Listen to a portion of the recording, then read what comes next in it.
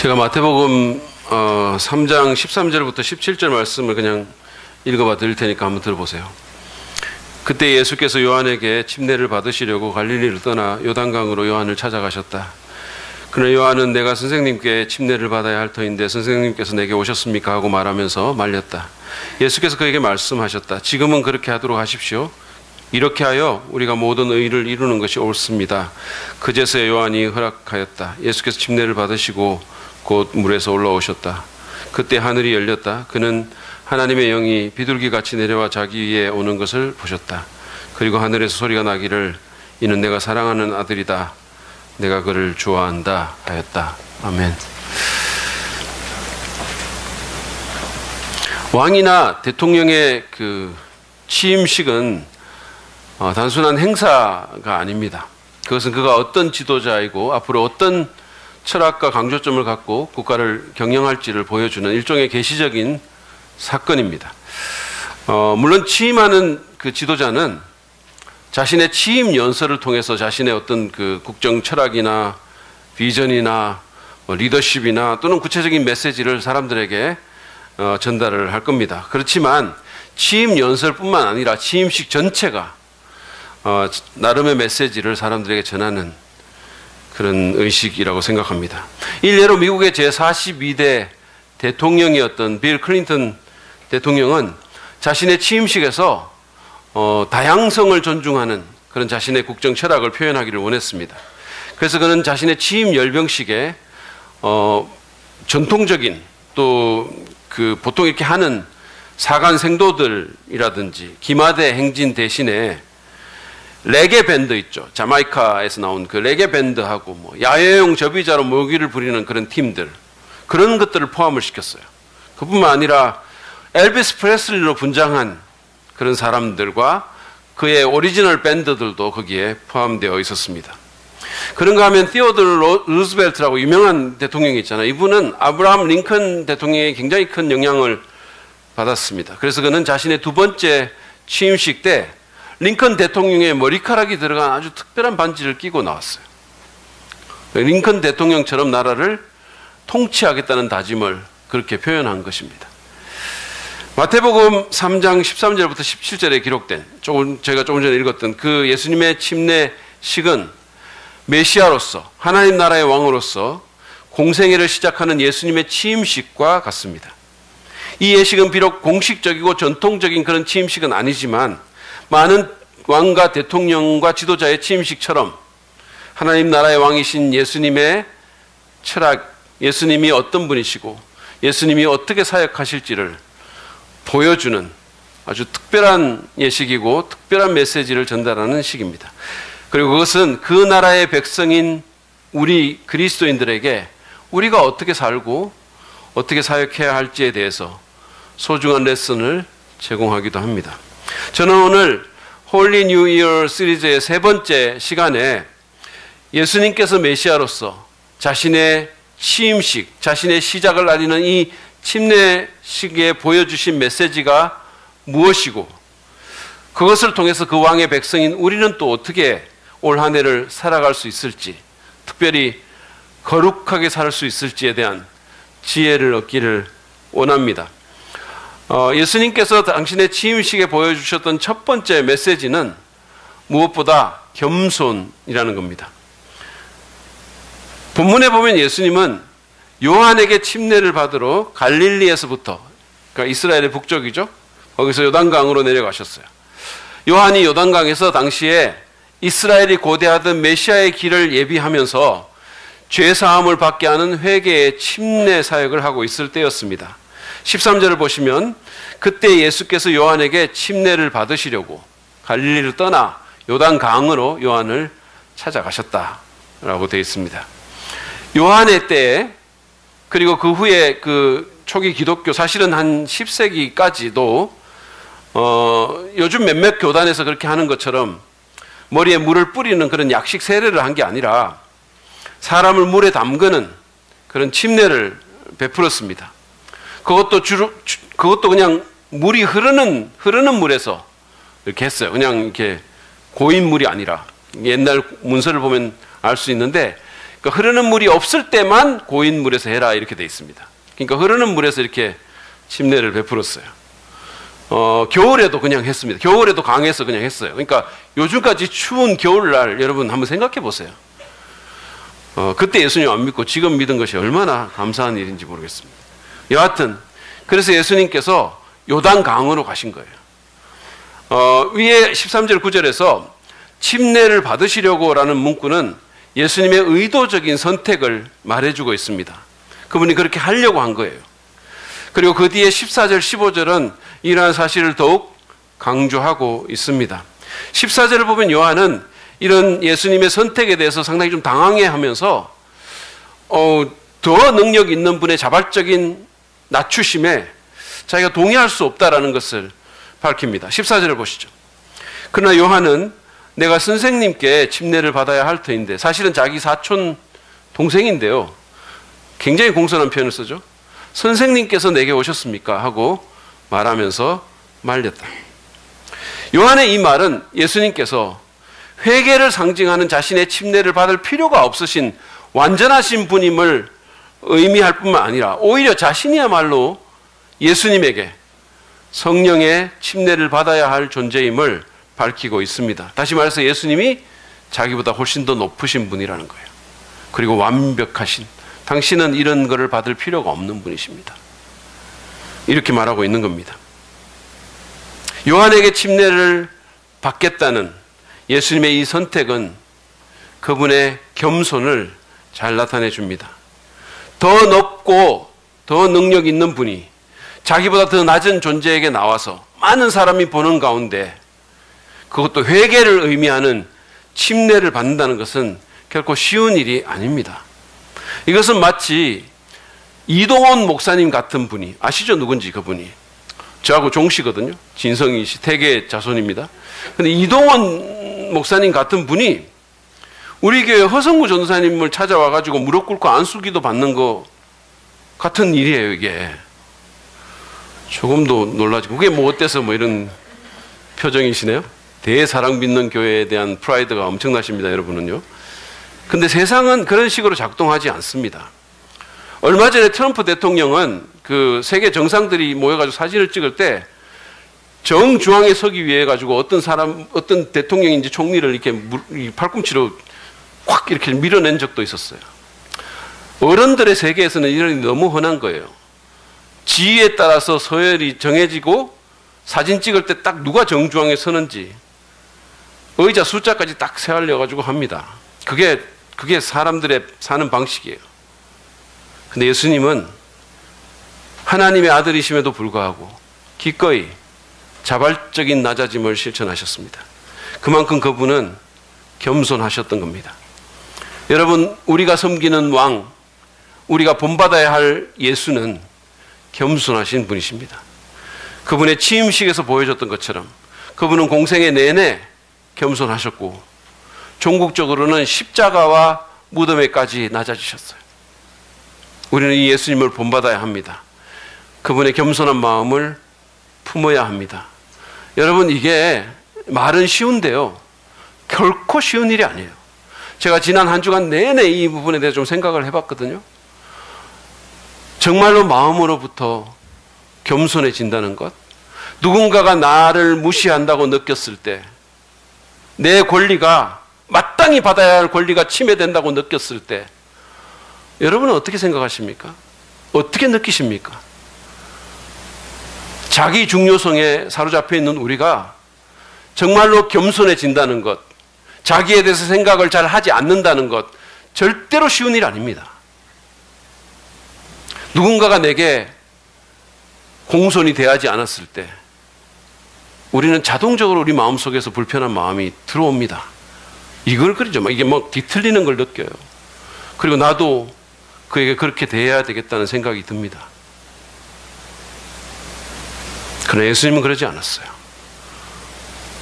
제가 이렇게 생각을 해보니까 누군가가 막 폼 잡고 누군가가 내게 이렇게 잘못 대하고 내 권리를 침해할 때 내가 거기에 맞대응하고 나도 뭔가 있는 사람처럼 뭔가 자기를 이렇게 드러내는 것은 예수님을 닮지 않는 것일 뿐만 아니라 그게 하수인 것 같아요. 누군가가 나를 무시하고 누군가가 내 권리를 빼앗아갈 때 오히려 그에게 더 공손히 대할 때, 마음으로부터 낮아질 때, 그게 진짜 고수의 길이다라는 생각을 제가 했어요. 그것이야말로. 여러분은 이 겸손의 마음을 품고 있으십니까? 자기의 권리를 주장하기보다는 자발적인 낮아짐을 실천하려고 애를 쓰십니까? 한번 생각해 보시기 바랍니다. 지난 수요일 날 우리 정재영 전사님이, 새로 오신 전사님께서 우리 교회에서 첫 번째 설교를 했어요. 많은 분들이 좀 와서 들었어야 했다는 생각을 제가 했습니다. 설교가 너무 좋았어요. 전사님은 제가 예수님을 닮은 담임 목사라고 했어요. 아니, 그것 때문에 제가 그렇게 설교가 좋았다는 얘기는 아닙니다. 그런데 어쨌든 그는 우리 담임 목사님이신 이재기 목사님이 예수님을 닮은 목사님입니다라고 말을 했어요. 단 한 명이라도 아멘을 할 줄 알았어요. 어떻게 그럴 수가 있으시죠? 우리 정재영 전사님은 정말 사람 보는 눈이 있고 그 집은 대대손손 축복을 받아야 할 집입니다. 근데 그분이 저를 이렇게 예수님 닮은 목사님이라고 한 이유는 예수님께서 보잘것없는 사람들을 당신의 제자로 뽑았던 것처럼 이재기 목사님도 저도 자기처럼 내세울 것 없는 사역자를 불러줬고, 저라도 데리고 와서 만들어 쓰지 않으면 정말 가망이 없는 자기 같은 사람을 불러서 세워줬기 때문이라는 거예요. 여러분, 정전도사님의 말로 예수님 닮은 겸손한 사역자입니다. 우리끼리 지금 하는 거예요. 근데 제가 사실은 3년 동안 신학교에서 가르쳤잖아요. 정말 순수하고 그 말에 가식이 없어요. 우리는 너무 훌륭한 사실은 그 전도사님을 가졌습니다. 근데 사실 제가 아무 조건 없이 그렇게 은혜로만 뽑은 건 아니에요. 저는 사실은 그 사람도 그 사람이지만 그 사모님이 너무 훌륭해가지고 제가 또 그렇게 뽑은 거예요. 1+1 아시죠? 여러분? 사실은 우리 교육자들이 다 겸손합니다. 자기를 드러내고 목소리 높이고 이런 게 없어요. 자기 권리를 막 찾으려고 막 이런 게 없어요. 제가 이렇게 생각하면 저는 너무 인복이 있는 사람이라는 생각이 들어요. 사실은 한 사람이라도 그 교육자 팀에 막 그런 사람이 들어있으면 진짜 힘들어지거든요. 머리 아파지고 복잡해지고. 안 그런 게 얼마나 감사한지 모르겠어요. 세상은요, 겸손하고는 정반대 방향으로 흘러가고 있습니다. 자기를 내세우고 자기 권리를 주장하고 자기가 똑똑하다고 막 말하고 서로 누가 높은가를 경쟁하는, 그게 우리가 사는 세상이에요. 그리고 실제로 그런 사람들이 세상에서는 더 주목을 받고 그런 사람이 성공한다라고 말도 합니다. 그러나 여러분, 우리는 세상과는 달라야 돼요. 제가 아까 말씀드렸잖아요. 그게 하수예요. 사실 장기적으로 보면 그게 하수입니다. 우리는 자기보다 못한 사람에게 침례를 받으신, 아니 십자가에 달려 죽기까지 낮아지신 예수님을 닮아야 합니다. 그게 고수의 길이고 그게 거룩의 길입니다. 비록 세상은 겸손한 자에게 주목하지 않을지 모르지만 하나님께서는 겸손한 자에게 은혜를 베푸십니다. 여러분, 겸손을 훈련합시다. 집에서든 사회에서든 교회에서든 정말로 마음을 낮추고 먼저 인사하고 먼저 섬기는 자들이 되기를 바랍니다. 정말 낮아졌으면 좋겠어요. 자꾸만 자기 권리를 주장하고 스스로를 선전하고 높아지려고 노력하기보다는 적당히 작아진 존재로 살아가는 훈련을 했으면 좋겠습니다. 그리고 바울이 빌립보서에서 말한 것처럼 자기보다 남을 낮게 여기는 것이 아니라 낮게 여기는 그런 우리가 되기를 바랍니다. 그렇게 살고 사역할 때 우리는 우리의 왕이신 예수님이 어떤 분인지를 우리 삶을 통해서 드러낼 수가 있습니다. 그리고 그렇게 할 때 하나님께서 우리에게 은혜를 베푸시고 그분의 때에 그분의 방식으로 우리를 높여주실 것입니다. 예수님의 취임식에서 그분은 겸손이라는 메시지를 우리에게 던져주셨을 뿐만 아니라 두 번째로는 하나님의 뜻에 대한 순종이 중요하다는 메시지를 또한 던지셨습니다. 요한은 예수님께서 정말 예기치 못했던 그런 겸손을 요한이 접하게 됐어요. 그것에 대해서 굉장히 당황했습니다. 그래서 만류를 했죠. 그럴 수 없다고. 그러니까 예수님께서 요한에게 15절에서 이런 답변을 하십니다. 지금은 그렇게 하도록 하십시오. 이렇게 하여 우리가 모든 의를 이루는 것이 옳습니다. 저는 이게 번역이 옛날 개혁성경보다 새 번역이 너무 좋은 거예요. 왜냐하면 옛날 개혁성경에 보면 예수님이 반말하는 걸로 돼 있어요. 사실은 뭐 그 나라에는 그런 게 없죠. 우리나라가 사실은 반말 경어체가 있지만 어쨌든 이렇게 번역한 것이 예수님의 그 마음을 잘 드러낸다고 생각해요. 예수님은 사람을 존중하셨어요. 자기가 높다고 아무한테나 뭐라 그러죠? 이렇게 자르고 반말하고 이렇게 안 하셨어요. 예수님은 사실은 지금 당신이 죄인이 아니시기 때문에 회개를 의미하는 요한의 침례를 받을 아무런 이유가 없지만 여기 말씀에서 모든 의를 이루기 위해서 그렇게 하겠다고 말씀하시는 거예요. 그러니까 예수님께서 말씀하신 이 모든 의를 이룬다는 것이 무슨 뜻인가에 대해서는 학자들의 많은 논의가 있어 왔고 여러 견해가 있습니다. 근데 신약학자인 그랜트 오스본은 자신의 마태복음 주석에서 이것을 두 가지로 정리를 합니다. 하나는 예수님께서 하나님의 뜻인 그 구원을 이루시기 위해서 당신의 백성인 죄인들과 동일시하는 것이 바로 모든 의를 이루는 것이라고 설명을 했어요. 다시 말하면 예수님은 의인이기 때문에 침례를 안 받아도 되는데 죄인들과 동일시하기 위해서 그렇게 하신 것, 그 하나님의 뜻에 순종하신 것.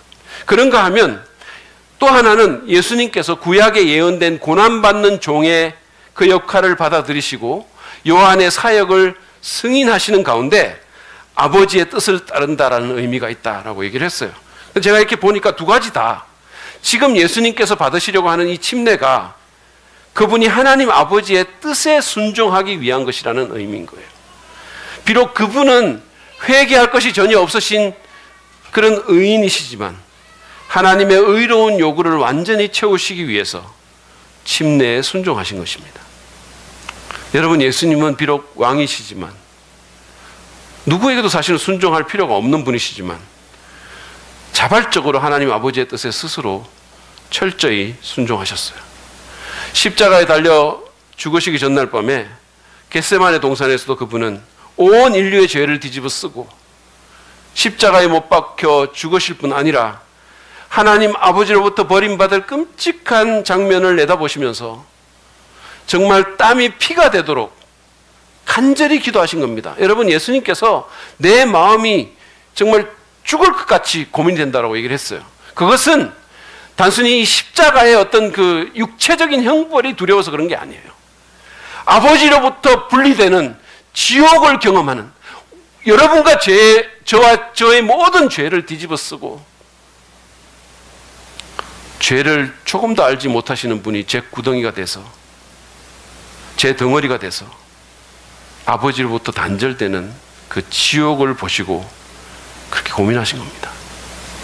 그런 상황에서도 그분은 그 지옥과 같은 잔을 자기에게서 옮겨달라고 강구하시면서도 그럼에도 불구하고 내 원대로 마옵시고 아버지의 원대로 하옵소서라고 말씀하신 겁니다. 그렇게 아버지의 뜻에 온전히 순종하는 모습을 보여주신 것입니다. 예수님처럼 우리도 하나님의 뜻에 순종할 필요가 있습니다. 실제로 예수님께서는 주기도문에서 그 뜻을 하늘에서 이루신 같이 땅에서도 이루어 주십시오라는 기도를 하라고 우리에게 가르쳐 주셨어요. 여러분, 이런 기도 하십니까? 제가 주기도문 그 강의한 지가 얼마 안 됐는데 그때 우리 이런 기도 해야 된다고. 우리 그리스도인이 해야 되는 기도는 하나님 새로운 차 주세요, 집 주세요가 아니라 이런 기도를 먼저 해야 된다고. 왜냐하면 이게 더 고수의 기도니까. 이게 더 나은 기도니까. 하나님 뜻을 여러분 구하십니까? 예수님은 하나님 아버지의 뜻이 하늘에서 온전히 이루어진 것처럼 이 땅에서도 이루어질 것을 기도하라고. 우리의 삶 가운데 그 뜻이 이루어지고, 우리의 가정에서 그 뜻이 이루어지고, 우리의 자녀들 가운데 그 뜻이 이루어지고, 우리의 교회 가운데 그 뜻이 이루어지기를 기도하라고. 왜냐하면 그것보다 더 좋은 건 없으니까. 그렇게 가르치셨어요. 근데 이게 쉽지가 않은 거예요. 사실은 이렇게 기도한다는 말은 우리가 우리의 삶 속에서 적극적으로 하나님 뜻을 구하고 그 뜻에 순종할 것을 요구하는 건데, 이게 쉽지가 않은 겁니다. 죄인인 우리는 본성적으로 우리 안에 반역자의 피가 흐르고 있어요. 우리는 본성적으로 내 뜻과 내 생각대로 하기를 원하는 거예요. 우리는 본성적으로 누군가가 내게 간섭하기를 원하지 않습니다. 누구에게 간섭받는 거 싫어하는 거예요. 특별히 오늘날과 같이 소위 민주화된 세상에서는 누가 나를 간섭하는 것, 누가 나한테 뭐 하라고 하는 것 안 좋아하는 거예요. 순종이라는 말, 우리가 제일 싫어하는 말 중에 하나입니다. 심지어 하나님에게까지도 내 계획과 내 생각을 침해받고 싶어 하지 않는 겁니다. 제가 청년 때 버스를 타고 어디를 가는데요, 이 버스가 이제 시골의 어떤 정류장에서 이렇게 딱 섰어요. 제가 멍하니 그냥 바깥을 쳐다보고 있는데 제 눈에 작은 시골 교회가 하나 이렇게 눈에 들어왔어요.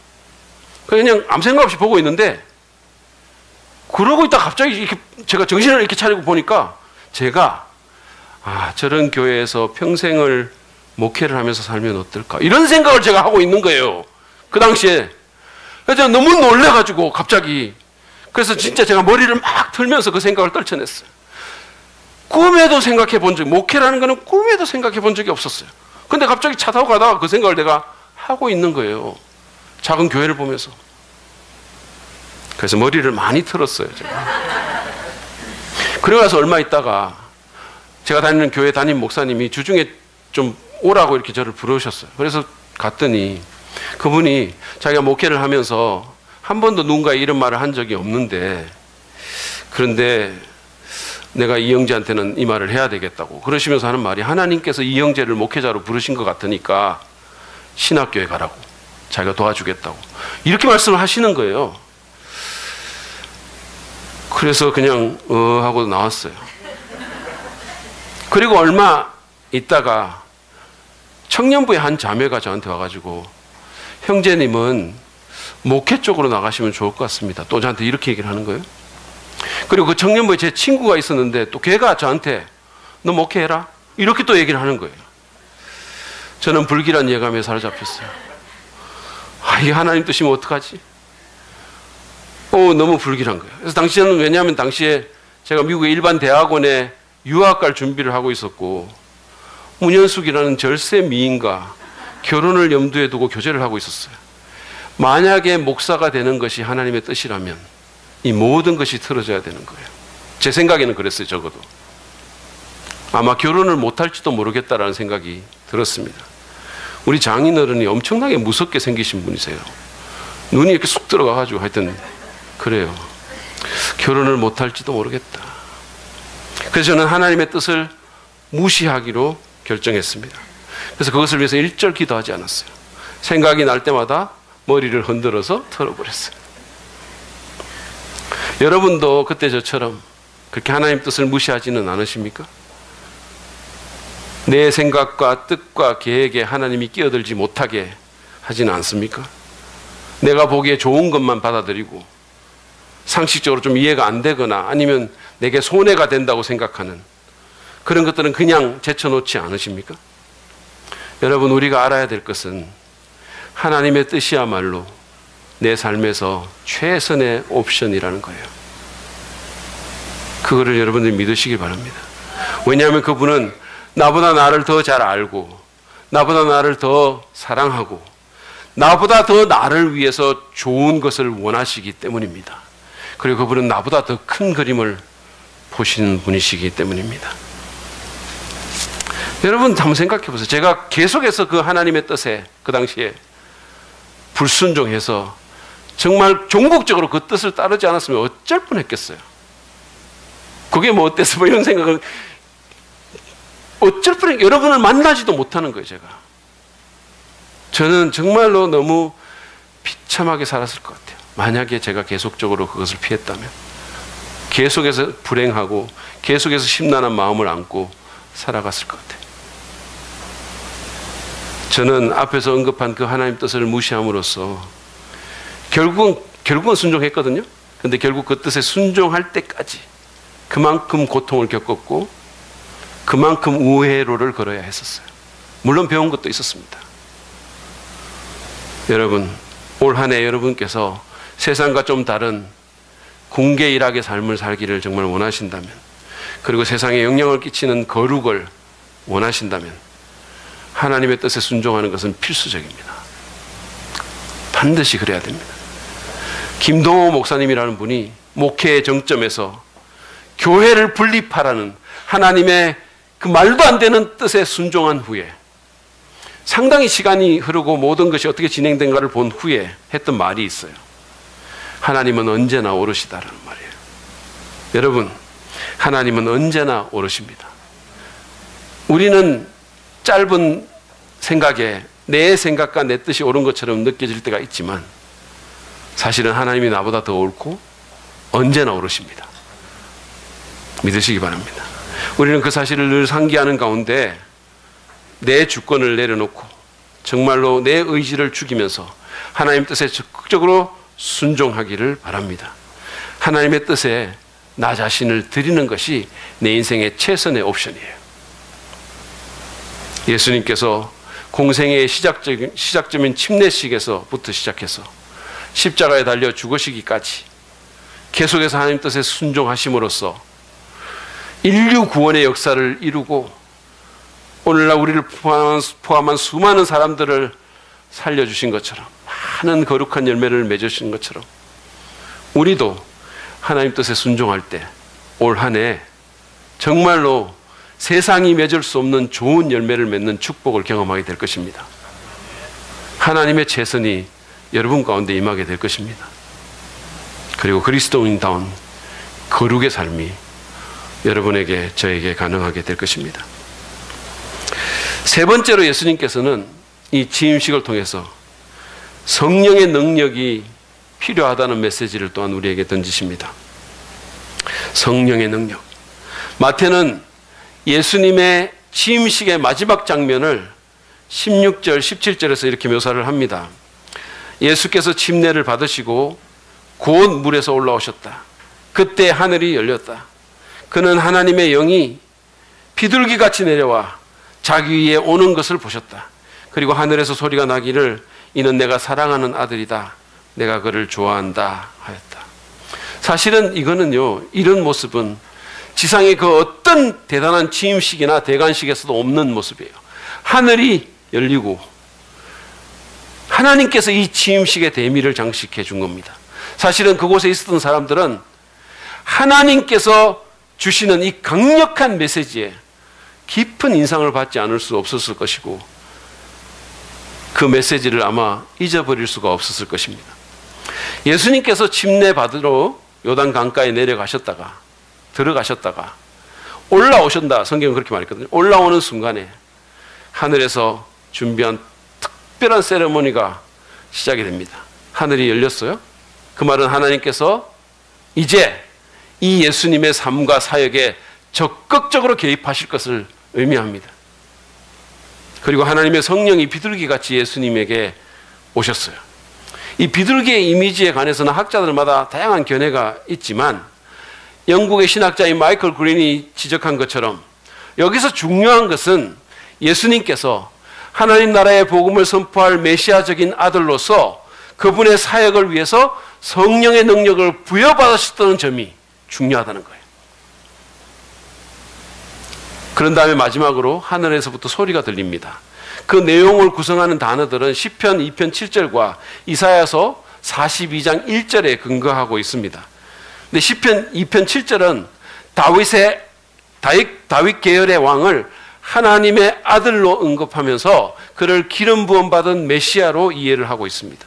그리고 이사야서 42장 1절은 그 구절에 등장하는 그 종을, 여호와의 종을 하나님께서 자신의 영을 부어주시는 자신의 선택한 자로 소개하고 있는 겁니다. 그러니까 제가 정리를 해드리자면 하나님께서 예수님을 성령이 충만한 다윗의 메시아이며 하나님의 아들이시며 여호와의 종이심을 증언해 주고 있다는 거예요. 두 가지 사건입니다. 하나는 성령이 비둘기같이 임하신 거고, 하나는 하나님께서 직접 이분이 성령의 종임을 증언해 주신다는 거예요. 그러니까 예수님께서는 취임식에서부터 성령의 능력을 덧입으실 종으로 소개가 되었고, 뿐만 아니라 성령의 능력을 덧입으셨어요. 부여받으셨어요. 복음서를 보면 예수님께서는 이 직후에 성령의 능력으로 마귀의 시험을 이기시고 유대인의 회당에 들어갑니다. 그리고는 주의 성령이 내게 임하셨으니 내게 기름을 부으시고라는 이사야서 61장의 말씀을 당신에게 적용시키시며 읽으셨어요. 위르겐 몰트만이라는 독일의 신학자가 지적한 것처럼 예수님의 역사는 성령의 역사입니다. 예수님은 성령으로 잉태되셨을 뿐만 아니라 성령의 능력으로 사셨고 성령의 능력으로 사역하셨어요. 그분은 자신의 표현처럼 성령을 힘입어 사람들에게 하나님 나라의 존재를 알리셨고 그 능력을 보여주셨어요. 여러분, 하나님의 아들이신 예수님도 성령을 힘입어 사셨다면 우리는 얼마나 더 그래야 하겠습니까? 우리가 그리스도인답게 살려면, 죄를 이기고 세상과 구별된 거룩한 삶을 살려면 우리는 성령 안에서 살아가야 됩니다. 기독교가, 우리가 믿는 이 믿음이 그냥 이론이 아니라 정말로 그것이 내 삶 가운데서 실제하는 능력이 되려면 우리는 예수님처럼 성령의 이끄심과 능력 가운데서 살아가야 됩니다. 우리가 그러지 않으면 우리는 결코 예수님처럼 될 수도 없고 예수님처럼 살 수도 없는 거예요. 지난 월요일에 우리 윤석호 목사님 가정이 자녀들에게 스키 한번 태워주는 경험을 하게 하려고 우리 교회 성도들 몇 가정과 함께 스키장에 갔다고 했습니다. 돈이 들기 때문에 아이들만 타게 하고 어른들은 그냥 커피를 마셨대요. 우리 윤 목사님이 운동을 얼마나 좋아하는 분인데 얼마나 정말 그거 타고 싶었을지 모르겠어요. 제가 생각하니까 참 제가 속이 다 아팠어요. 근데 그 박종원 집사님께서 아마 한 번도 스키를 탄 적이 없는 윤석호 목사님에게 슬로프를 내려올 때 A자로 뭐 해야 된다 이런 이론 강의를 한 모양이에요.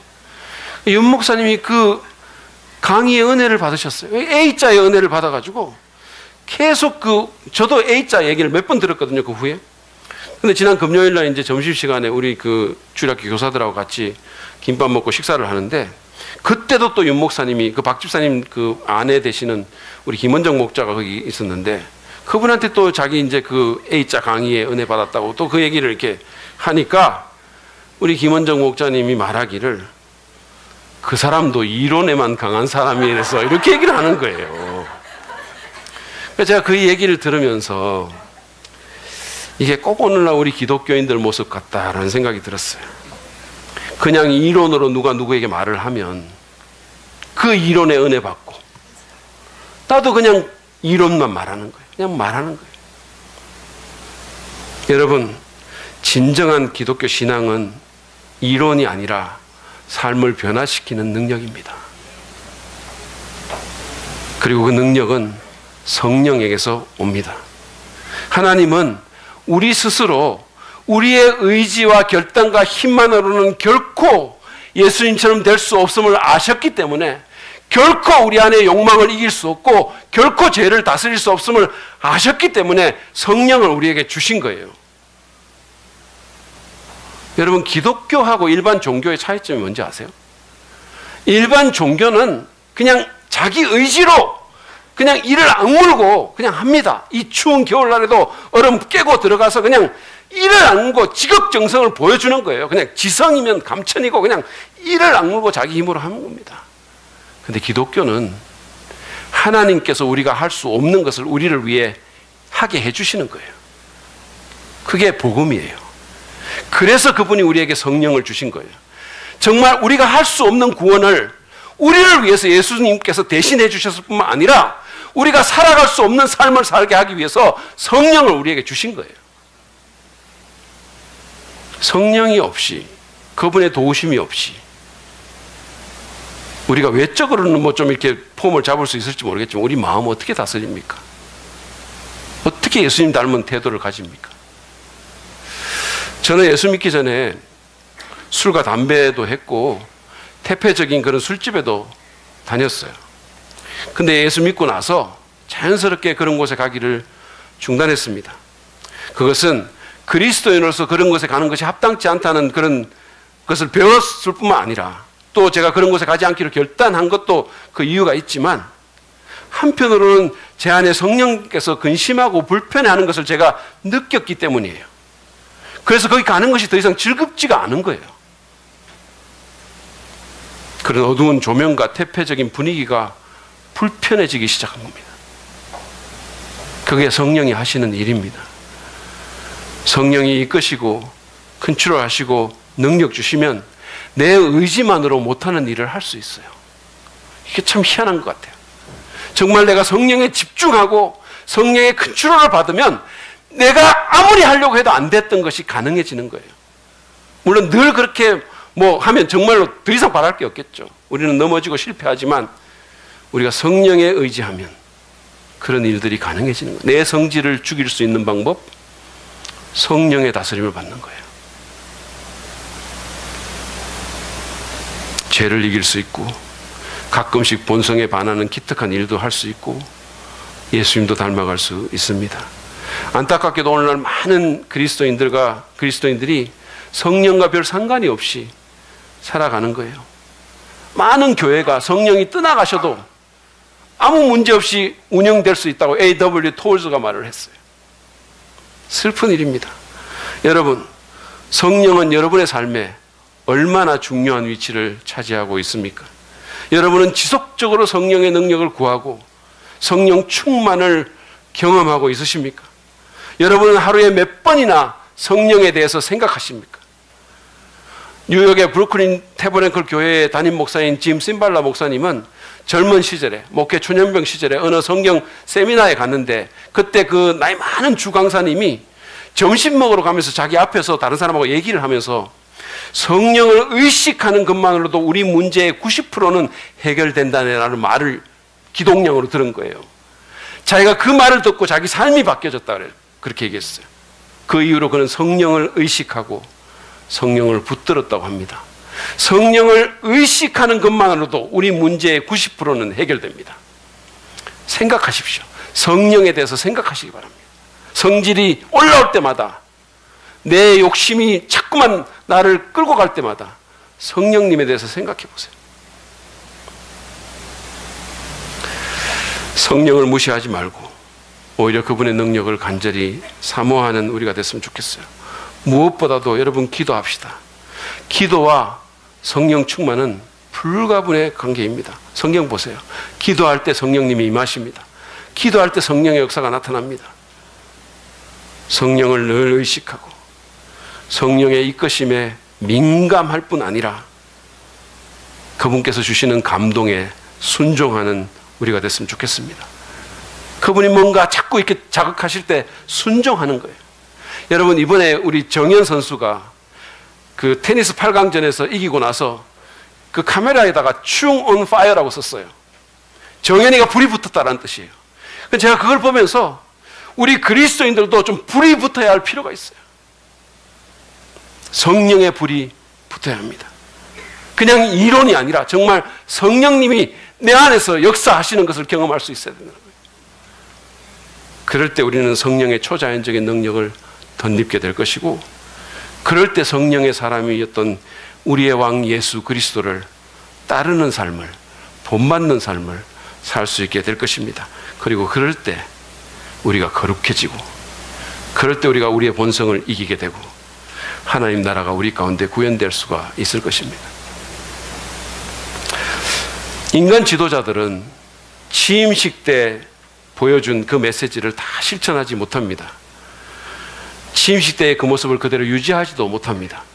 이를테면 세계적으로 존경받는 남아공의 넬슨 만델라 대통령은 자신의 취임식에서 흑백 간의 차별이 없는, 그리고 모든 이에게 정의와 평화와 먹을 것이 주어지는 그런 세상을 열겠다고 말을 했지만 23년, 4년이 지난 지금 그 나라는 여전히 엄청난 흑백 간의 빈부격차를 포함해서 높은 실업률과 빈곤과 치안 부재 등의 문제에 직면해 있습니다. 그러나 예수님은 자기 취임식의 메시지를 끝까지 지키셨어요. 그분은 마지막 만찬에서 허리에 수건을 두르시고 제자들의 발을 씻길 만큼, 아니 더 나아가서 이 땅에서 가장 낮은 십자가로 무덤으로 임하실 만큼 참으로 겸손하셨어요. 그분은 또한 평생 자기 뜻을 부인했을 뿐만 아니라 우리를 살리기 위해 우리의 죄를 짊어지시고 십자가에서 죽기를 원하시는 아버지의 뜻에 온전히 순종하셨습니다. 뿐만 아니라 그분은 평생을 성령의 능력으로 악과 싸우시다가 마침내 그 능력을 통해 사망 권세를 깨뜨리시고 부활하셔서 우리 모두에게 죄와 사망을 넘어서는 소망을 주셨어요. 여러분, 이 훌륭하신 왕을 믿고 따르지 않겠습니까? 그분의 백성으로서 우리도 그분이 처음에 우리에게 보여주셨던 것처럼, 그리고 끝까지 그 모습을 유지하셨던 것처럼 겸손한 태도로 하나님 아버지의 뜻에 순종하며 성령의 능력을 덧입고 살지 않겠습니까? 그러기를 바랍니다. 그럴 때 사람들이 우리에게서 우리의 왕 예수의 모습을 보게 될 것이고, 그럴 때 하나님의 나라가 지금 여기에, 여러분의 마음에, 여러분의 가정에, 우리 교회에 임하게 될 것입니다. 그럴 때 올 한 해가 더 매력적이고 더 영향력 있는 거룩한 한 해가 될 것입니다.